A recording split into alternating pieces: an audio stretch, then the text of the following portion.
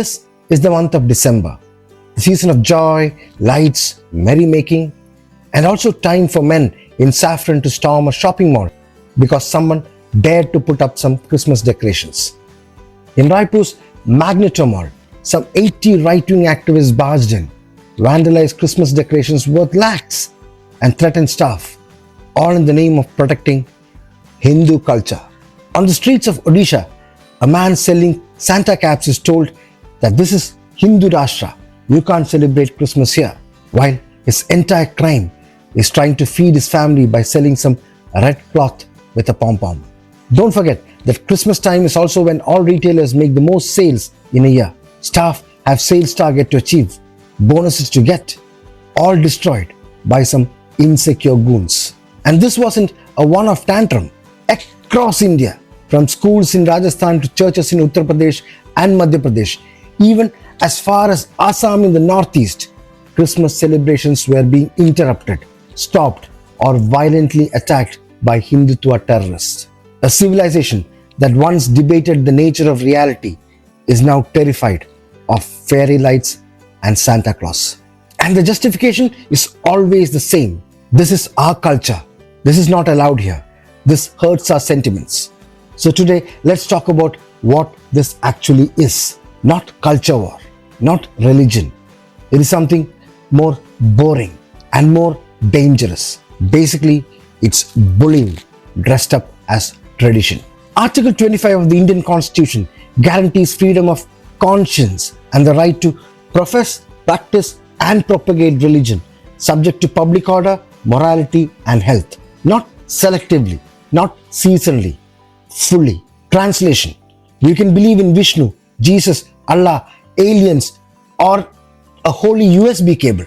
The Constitution gives full permission to believe in any jack shit imaginable, as long as you're not harming others or wrecking public order. And yet, mobs act like they are the law themselves, as if a country runs on anger, not rules. Freedom of religion does not mean freedom from seeing other religions.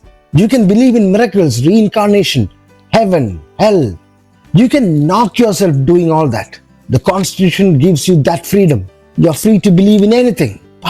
But you are not free to make others forcibly live inside your belief system. And if you are a vendor selling Christmas merchandise, there is also the basic right to livelihood and trade under Article 19. Again, subject to reasonable restrictions by the state, not by random dudes with sticks. Here is the funny part. The same country whose constitution loudly declares liberty of thought, expression, belief, faith and worship is now watching mobs decide which faith is allowed to hang decorations in a mall. The problem isn't that people believe strange things. Humans have always done that.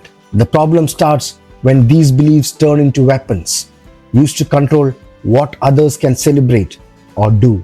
Here comes the hypocrisy that nobody wants to talk about. Inside India, a Christmas tree is cultural invasion. Outside India, the same people proudly organize Diwali parades in New Jersey, holy festivals in London, and Rath Yatras in Sydney and Auckland, and call it sharing Indian culture with the world. They proudly build temples, do processions, throw colors saying Buddha na mano holi hai, immerse their idols in Thames, share prasad, promote culture, teach their language. And I am not against that. Cultural celebration is fine. But then some of the same mindset turns around in India and says Christmas decor in a mall is unacceptable. Santa hats on a street vendor are not allowed. A school Christmas celebration is a way of conversion. That is not cultural pride. That is cultural insecurity.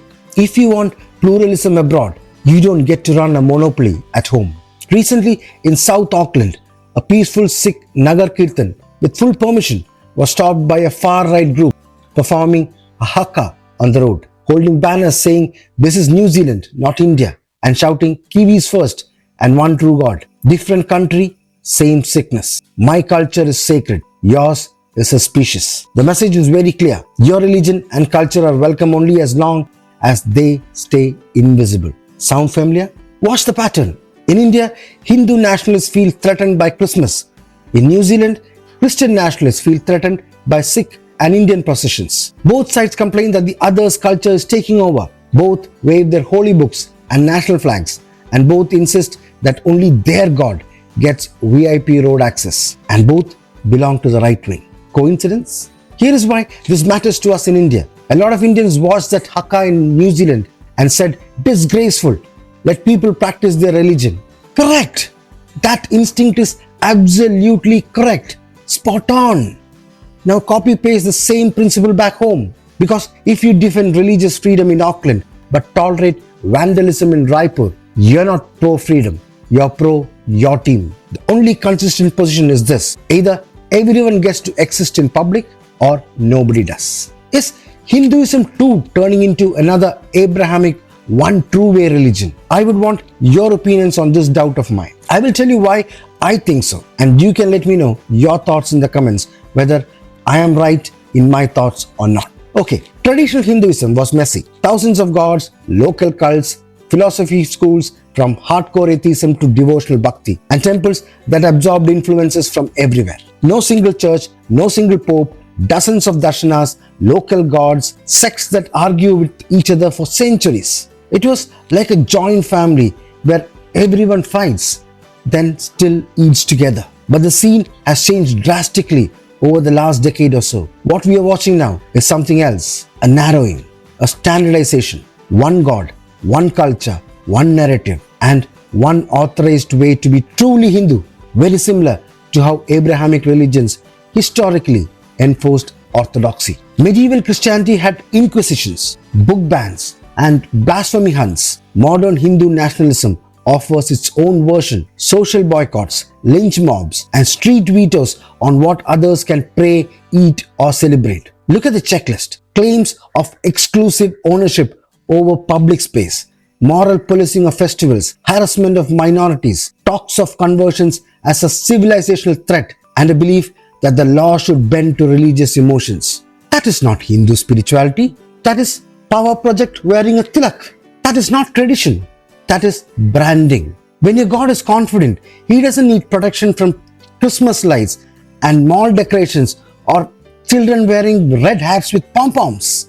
When your faith is real, you don't stop others from singing their songs. Imagine being so insecure that you bully a street vendor over Santa caps. You don't protect culture by bullying street vendors. You don't defend religion by vandalizing decorations. What the videos really show is a quiet collapse of confidence, of empathy, of secularism.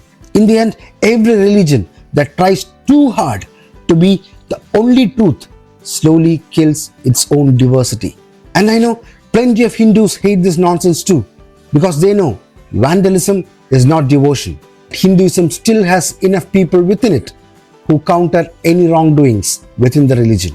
So here's the bottom line: you have the right to believe in anything. Believe in 10 avatars, 3 persons in one God, or a prophet splitting the moon. Worship, pray, celebrate, fast, chant. Your belief can be as wild as you want. I repeat, believe any jack shit you want. But you do not have the right to weaponize that belief. You do not have the right to break things, threaten vendors, intimidate schools, or decide which festival is allowed in public spaces. The day that becomes normal, you're not protecting your culture. You're building a country where the loudest bully becomes the national philosophy. And that is not Hindu. That is not Christian. That is not Muslim. That is just primitive human tribalism. The Constitution deserves better roommates than that. Wait, there is a tail end to this story. Something that I saw on Twitter which I found profound. You want to stop conversions of uneducated and lower caste people, right? Simple. Convert them all into Brahmins. Then no insecurity, no conversions. You can't do that, can you? So stop trying. Grow up. Or better still, wake up.